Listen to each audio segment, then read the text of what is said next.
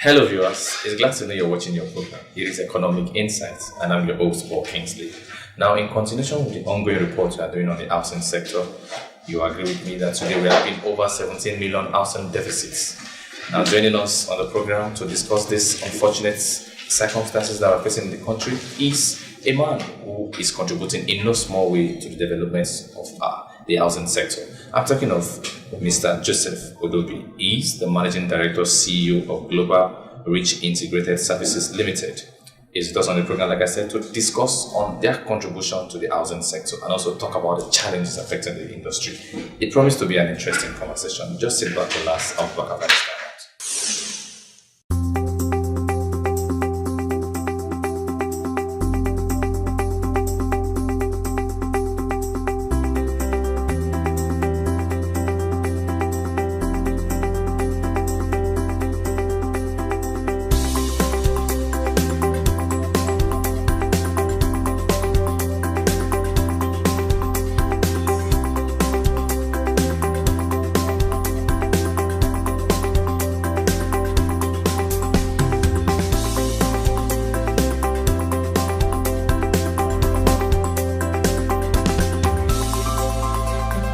Considering the importance globally attached to housing provision, Mr. Joseph Odobi, Managing Director CEO, Global Reach Integrated Services Limited, is striving to providing innovative solutions to the housing sector of the economy.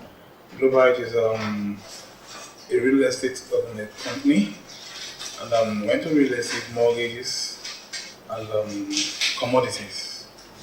Global Reach has been registered 2008, started full operation 2010, 2011, and we've actually been majorly in the housing industry and the mortgage, where we provide rental affordable housing for civil servants and the general public at large. And Global Reach has equally been able to do some bits when it comes to the real estate industry, in terms of working in collaboration with other developers and areas of provision of that affordable housing.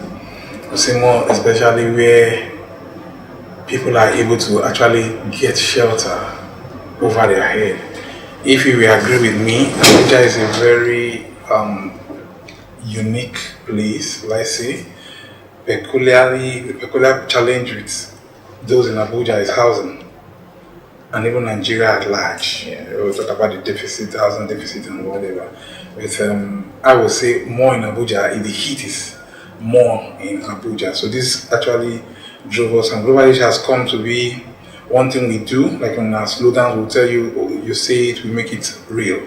You understand? So what you say, we tailor it, we make it real, and see how you get into it. So with good numbers of experts, trained professionals working with us, we've been able to deliver and meet timelines when it comes to projects delivery. Areas of mortgage, we do consulting in mortgages. We are not mortgage banks, and so we don't look at it and say, oh, the guy, they're into more. No, we are not mortgage banks. We're core real estate developers and mortgage consulting. Why we do that is, in Global Reach, we try to see how we marry both the funding and the property together to deliver to the end user. His inspiration to the housing development is driven by the desire to deliver quality and affordable homes to Nigerians. Global Reach is a vision. And because it's a vision, the passion must be there. In everything you're doing, like I keep telling people, it shouldn't be money first. It should be the passion first. The passion, once you have the vision and the passion is there, the passion drives the vision. But if the money goes first, you see that the passion dies down, the vision fizzles out completely. Will there be ups and downs? Yeah. But what sustains you is the passion. Because the passion is there. I am someone that I've seen challenges, I've undergone challenges. I've been in rented houses. So I feel the pulse every other Nigerian can feel when it comes to housing, when it comes to accommodation. I feel that thing. I feel the same thing every Nigerian can feel when it comes to landlord harassment. I feel all these things put together. I was opportune to be equally in the mortgage industry, and I now looked at it as fine. If I can do this, I think I can deliver housing, and most especially for people to be able to have something over their head. So if you are asking me now that, what's my drive, what's my whatever, first of all, the passion. You see, I enjoy what I'm doing. You must enjoy what you're doing. You understand? So if you wake me up 1 a.m., 2 a.m. at night, tell me about housing, talk about mortgages, talk about this, talk about that, I don't need to read a book to talk to you. You understand? Because why? The passion is there.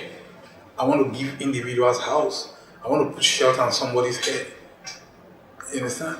So the passion keeps the vision running. And at the end of the day, you find out that you are there. So when you come to that, what drives me, what gives me that motivation and whatever, it's just the passion. I play.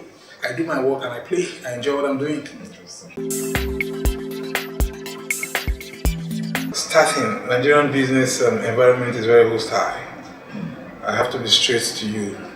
When you are working for someone, there tends to be a lot of people around you in such a way that trust is there, that every month something is going to come in, so people are ready to do anything for you.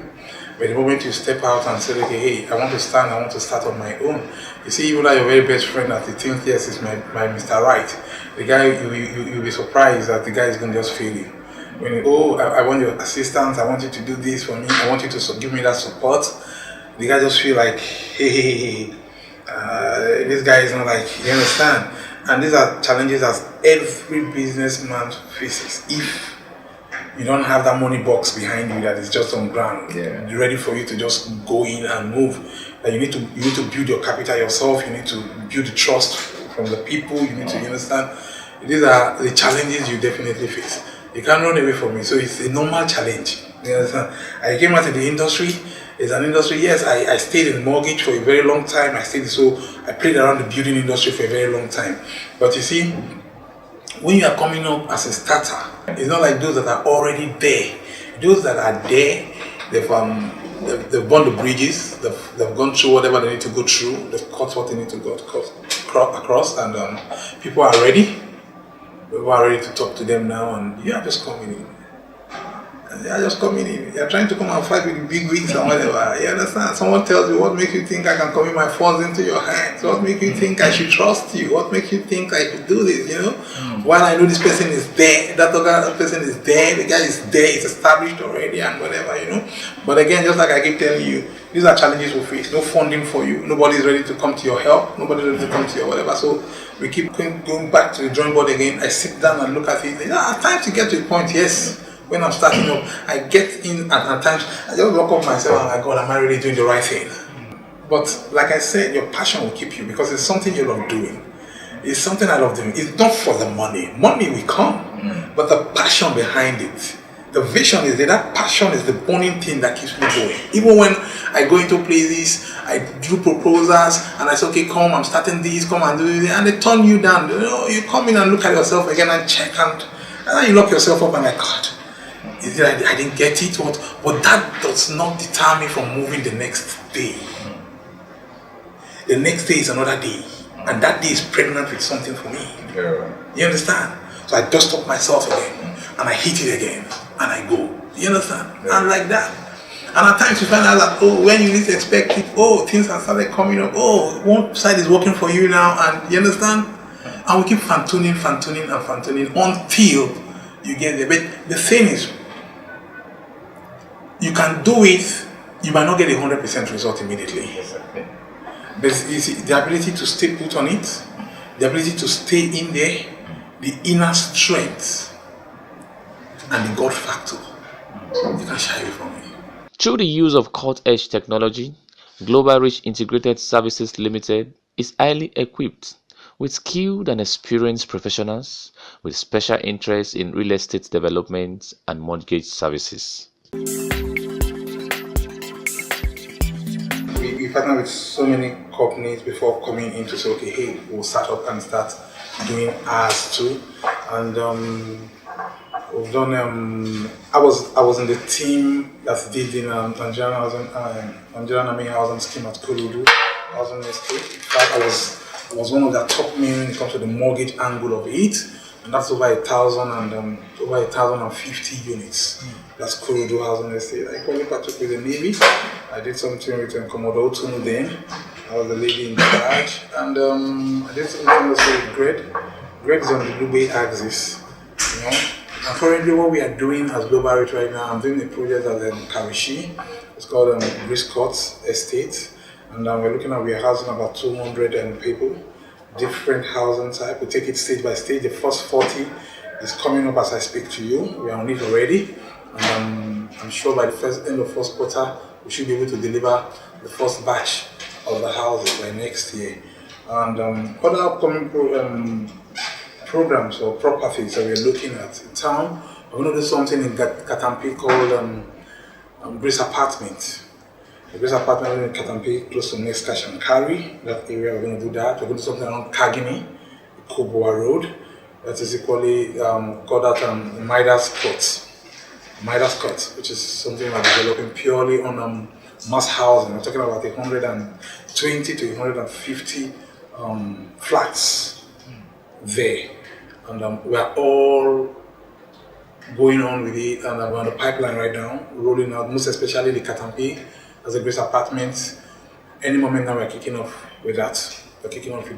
Already subscribers are available, and still welcoming some more subscribers to that. That particular location is going to be pure block of flats. That's what we're doing. What we're doing in Karishi, we're doing bungalows in Karishi, all bungalows, detached 2-bedroom, detached 3-bedroom, semi-detached 2 bedrooms, like that. Just mixed housing, you know. And basically, we probably look at hitting Lagos. We're going to hit Lagos very soon, and enter into the property market equally. To see what we can actually do with them in Lagos too. All you need to do is get to know us, get our location, come into us, get our forms, let us advise you on housing, let us advise you on mortgages, see the products we have, see what we're doing, see how we're going. Okay, there's a particular product I was discussing with you, I call it the Home Rental Investment Scheme. It's called the HEES. The HEES, that scheme is one particular scheme that takes you off the rent. Most of my colleagues will say own to rent or something like that, but I don't call it own to rent, I call it the Home Rental Investment Scheme. It's a rental investment scheme for you. And that particular product is tailored in such a way that we will move you from the rentage into the landlord thing, but it goes through a process, and that process is you come in, we have it like a pool of fund, we pay rents at different interval, and we say, okay, this pool, contribute your rent on a monthly basis into it. We are not going to tell you this is the amount to contribute. No, on your own. It has to work out for you with ease. It has to be comfortable for you. You understand? It's not something that you have to fight yourself to pay, or somebody's coercing you to come and do. No. So at your own time, with ease, you do your thing. But the whole idea is, at the end of the day, by the time your rent is due, you must have 50% of your contribution in the scheme. Then Global Reach do 50% on your behalf, directly to the landlord. We don't pay cash. We don't give you cash in your hand. We hit your landlord's account direct. And we'll take it for like 2, 3, 4 years with you. That period we are taking it with you, actually grooming you into the home ownership scheme. We begin to see if at the end of the you are someone that defaults at the rental investment thing. That means pushing you into the housing, the real housing thing is risky. Because the home rental scheme is something that is totally under your control. We throw it to you. We present it to you. We throw it to you. So you determine how much you want to do monthly. You understand? We just paid rent for some people. Civil servants are coming in. You come in, you work on your rent. We don't do bulk. You don't tell me, oh, my rent is going to end July. Then in June, you just tell me, okay, my rent is 500. So I have 250. I want to give you. I'm not a bank. No. The whole concept behind it is a contributory thing. Bring yours, I bring mine, like everybody puts on a monthly basis. It is not bring a bulk money for me. No. So that at the end of the day, we say that, oh, this guy actually followed this, whatever. That means this guy can do this. So when I'm pushing you into the home ownership scheme, oh, this is the project we are doing. We are bringing you into the project. Kickstart with a 1-bedroom. Kickstart with a 2-bedroom. This is how this thing works. Okay, this is how much it's going to cost you. What is the rental amount going in that area? You understand? Okay, from what you have done, the rental amount is this. Your rent is 500 or 600 or 1 million. You are doing 500 and whatever. Okay, do continue like this. So we'll take it as your rental income. 2 ways. Either we'll do it yearly, or you want us to still continue and break it on a monthly basis. You're just doing your thing like that, and every year we say, okay, it's 500 you have done, it's 600 you have done. You understand? So that is how that scheme works. The housing sector is a very large sector in the country, and one of the major things every government wants to tackle is housing. It's every government that comes in wants to see that housing thing. I want to crack into housing. I want to crack into housing. We've been hearing of the Vision 2020 on housing all this while, and of course 2020 is just here by us already. We saw the government that came on board now telling you, okay, we want to do 1,000 units or whatever in every month or something like that. You understand? Everybody has something to do about housing, but the truth of the matter is, has the government been able to crack it? They've not been able to crack it. They've really not been able to crack it. And for the government to be able to crack it and make developers come into mass housing properly, certain things must be put in place. Certain things must be put in place. Because when you're talking of affordable housing, you're talking of mass housing. Now, in the scenario, first of all, let's look at the funding. Let's look at the funding. The banks are not helping you, even as a developer. The CBN rules or whatever, or the NPR or whatever is not helping. You understand? You see the mortgage bank that is supposed to be working hand in hand with developers, giving you that same rate a normal conventional bank is giving you. You approach them for funds. Do you understand? So where's the mortgage? Why are they called the mortgage home? The CBN is not helping to intervene. National housing alone will not suffice for all of us. So the essence of the mortgage banks, the PMBs coming on board, is to make some things, pushing some things down for us. And CBN cannot just hold their hand and sit and say no. Even though we know Federal Mortgage Bank is the regulatory body for mortgage banks, CBN is the cap. Is the cap. So you are giving us a rate that is exorbitant. Oh, we can't come to borrow, we can't do this. And by the time you go there to talk to them, that okay, come, give me, I want facility on this, go and bring this, go and bring that, go and bring your leg, go and bring your head, go and bring this. You understand? Yes. And at the end of the day, you find out that, hey, they wasted your time, the money they're not giving you, and every other thing. Now on this other part, you are coming to those people that are buying into your whatever, into the affordable housing thing. You understand? You find out that tell you, oh, okay, I don't have money for equity. When you ask for equity, you don't have money for equity. The man will not go there and go and start using his blood to do it now. You understand? The government on their own part, they are not supporting. The government is not rolling out policies that will make things easy. Infrastructures is not there. Nothing. So at the end of the day, the man wants to, why want to go into mass housing and go and start killing myself? Why won't I just come somewhere that, oh, the place is ready, I just give you a 6 block or whatever and tell you each one is going to cost you 50 million. Let me be looking for them. Let me wait and be looking for them. Do you understand? It's not me going to pack, oh, I have 1,000 units of whatever. When you get in there, in the 1,000, you cannot see good road there, you cannot see light there, you cannot see. Do you understand what I'm saying? The government has failed. It has failed. But if the government is up and doing on their own parts, you see that a lot of people moving to mass housing. Secondly, when you look at it again, a lot of developers look at it, I need to cash out. I need to cash out. I put in my funds, I must cash out. I don't want to spend donkey years here now, isn't it? But in mass housing, it's not like that. Because when you talk about mass housing, there's a principle I apply when I'm doing mass housing. It's called the multipliers effect. Do you understand? The mass housing can work. And it will work. It's just the government putting their blueprint on the ground and standing on it and making it work. There's what we call the PPP arrangement already, which is something getting towards the mass housing thing with the government. Do you understand? But beyond the PPP arrangement, there are lots of things behind the scene. You understand? A lot of things behind the scene. First of all, like I said, the government on their own angle must first of all make mortgage flexible. The government are talking of the mass housing, you marry the people to the funds.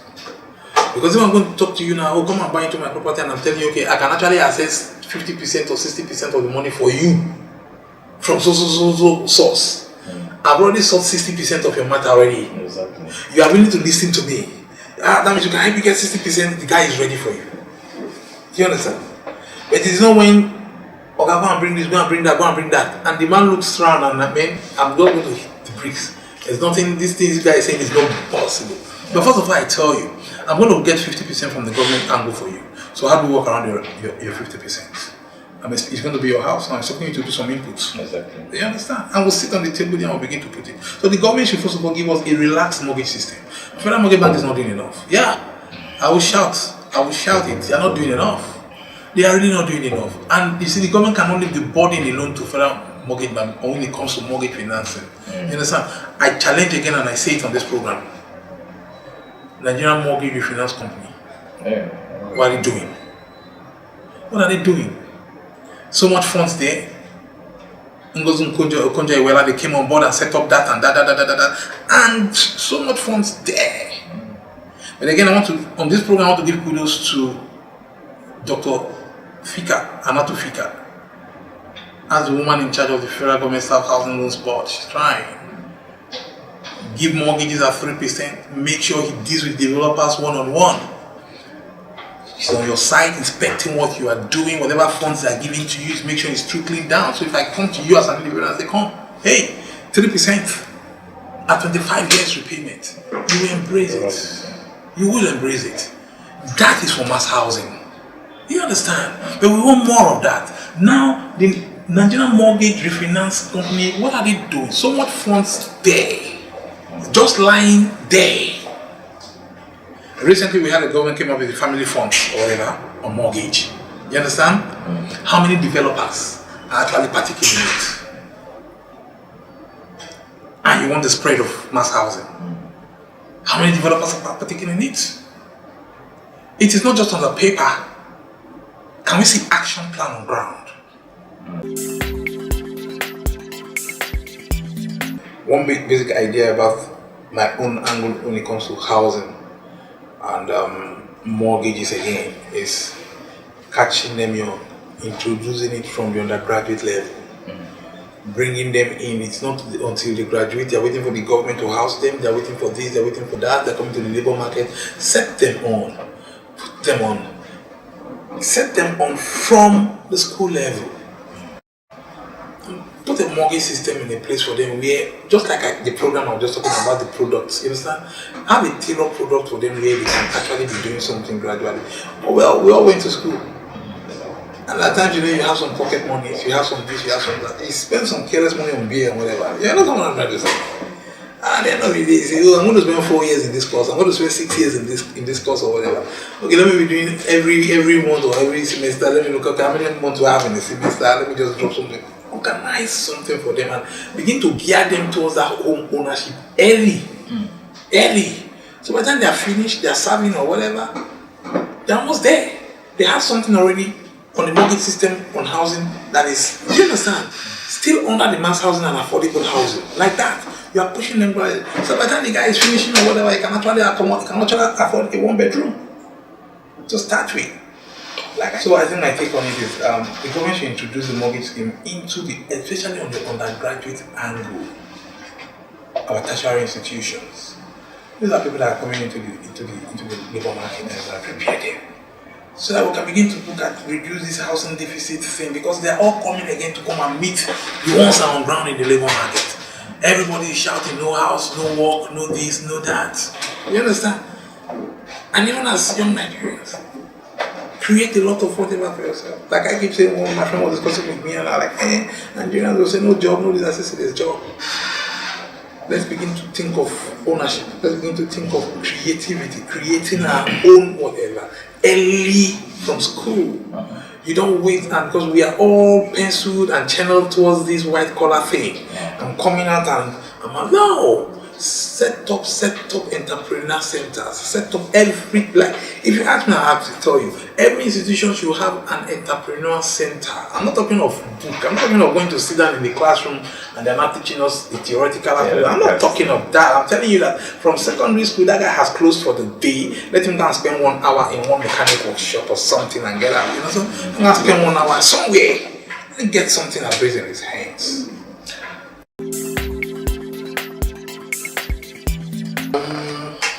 My name is Joseph, because like I said earlier, I'm still the MD, the CEO of Global Reach Integrated Services Limited.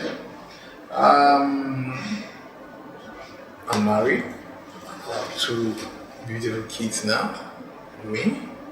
And I'm into the industry, trying to set a piece for myself, coming with a new idea into the housing sector, and trying to see what we can do. Like I said, one major thing I want to achieve in the housing industry again is to set up the micro mortgage finance. A micro mortgage finance that reaches everybody, to the artisan, to that driver, to everybody that's on the street. Just the same way we carve that microfinance bank from the conventional commercial bank. Then we should have a micro mortgage for housing. So that those university students we're talking about can start from that micro. And we start growing them. And the micro goes out, make the noise, create the awareness in everything we need to do. And I think that will keep us going. Just like I said, beautiful starts with me and are helping me to do the work, not to be alone. I can be everywhere. And a lovely wife to go with. And basically, I think that is just me and God-fearing person. There's nothing I do without, first of all, putting my God first. It's not one connection, the other one connection. God brings the connection to you. So I put him first, and then that's just me. Wow. This is where we'll draw the curtain. So I want to say a very big thank you, sir, for your time on the program. We really appreciate your contribution on the program. Thank you so much. Thank you very much for